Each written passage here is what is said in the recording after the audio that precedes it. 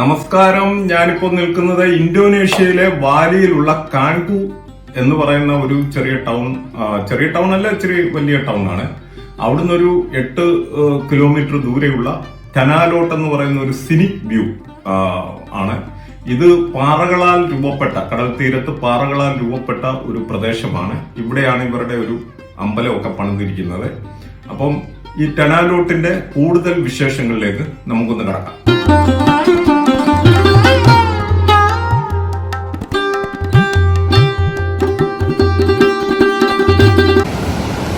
മനോഹരമായ കടൽ തീരമാണ്.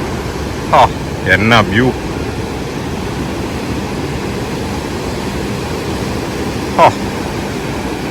ഒന്നും പറയാനില്ല.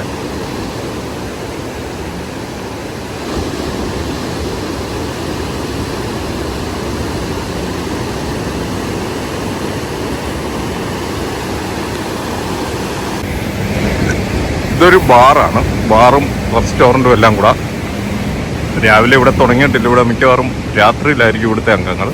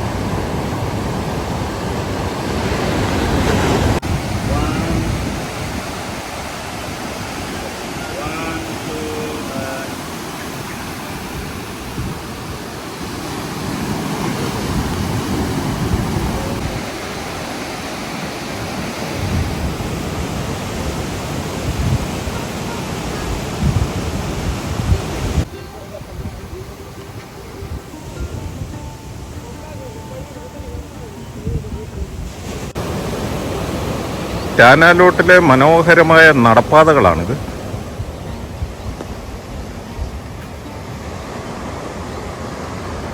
എങ്ങനെയായിരിക്കണം ഒരു ടൂറിസ്റ്റ് ഡെസ്റ്റിനേഷൻ? ഇതൊക്കെയാണ് നമ്മൾ കണ്ടു പഠിക്കേണ്ട കാര്യങ്ങൾ. വളരെ മനോഹരമായിട്ടാണ് ഇതെല്ലാം അറേഞ്ച് ചെയ്തിരിക്കുന്നത്.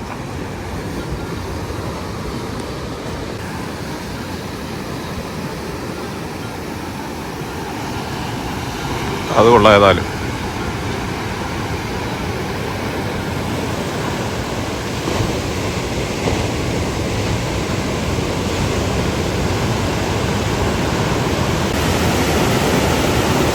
ഒരുത്തനവിടെ സർഫ് ചെയ്യുന്നുണ്ട്.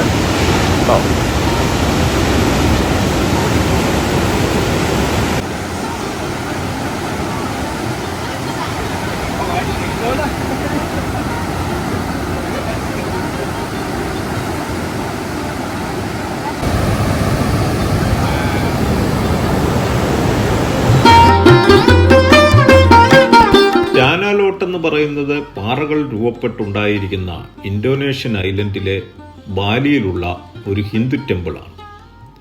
ഇത് ഒരുപാട് ടൂറിസ്റ്റുകൾക്കും ഫോട്ടോഗ്രാഫേഴ്സിനും വേണ്ടിയുള്ള ഒരു കൾച്ചറൽ ഐക്കോണും കൂടാണ്. ഈ അമ്പലം സ്ഥിതി ചെയ്യുന്നത് ഒരു വലിയ പാറയുടെ പുറത്താണ്.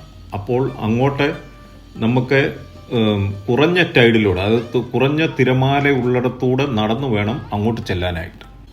ടെനാലോട്ട് എന്ന് പറഞ്ഞാൽ കടലിലുള്ള ഒരു സ്ഥലം എന്നാണ് അതിൻ്റെ അർത്ഥം. ഇവിടുത്തെ മെയിൻ ഡിബോട്ടികൾ ദേവ ബറൂണ, ബാത്ര സാഗര എന്നിവരാണ്. ഇവർ കടലിന്റെ ദേവനും അതുപോലെ തന്നെ കടലിനെ നിയന്ത്രിക്കുന്ന പവറുമാണെന്നറിയപ്പെടുന്നു. ടാനാലോട്ട് എന്ന് പറയുന്നത് 16-ാം സെഞ്ചുറിയിലെ ഒരു നിർമ്മിതിയായിട്ടാണ് കണക്കാക്കപ്പെടുന്നത്. ഇത് നിർമ്മിച്ചത് അന്നത്തെ ഹിന്ദുയിസത്തിന്റെ നേതാവായിരുന്ന ടാങ് ഖയാങ് നിർദാരയുടെ നേതൃത്വത്തിലുള്ള ആൾക്കാരായിരുന്നു. ഇദ്ദേഹമായിരുന്നു ഈ ബാലിയിലെ കടലിനെ ചുറ്റിയുള്ള അമ്പലങ്ങളുടെ നിർമ്മിതികൾക്ക് തുടക്കം കുറിച്ചത്.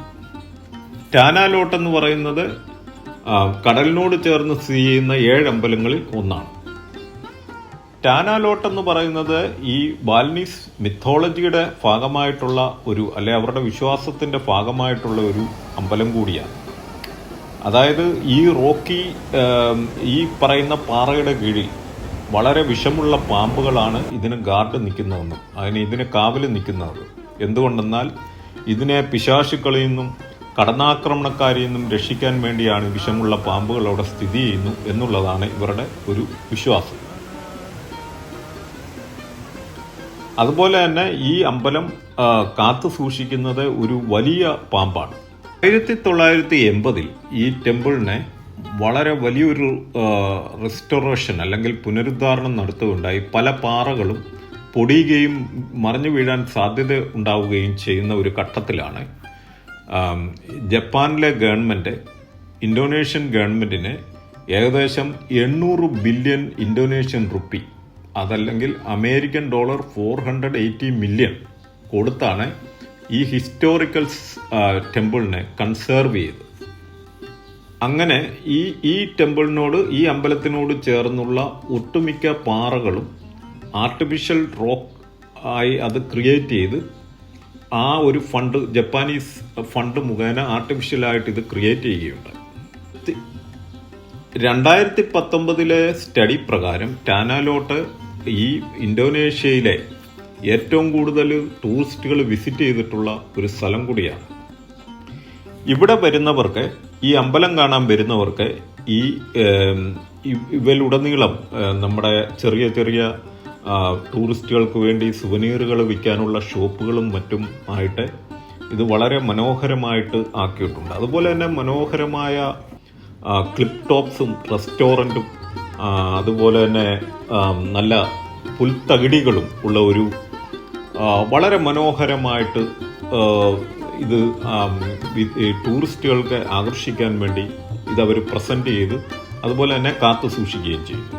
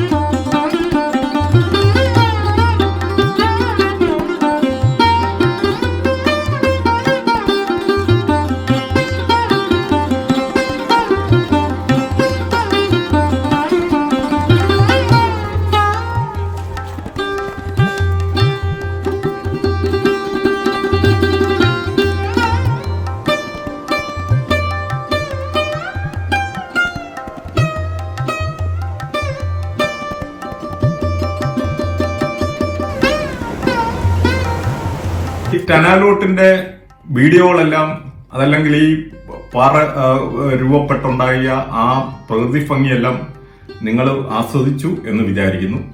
നിങ്ങൾക്ക് ഇത് ഇഷ്ടപ്പെട്ടെങ്കിൽ ഈ വീഡിയോ മറ്റുള്ളവരിലേക്കും ഷെയർ ചെയ്യാനും സബ്സ്ക്രൈബ് ചെയ്യാനും മറക്കരുത്.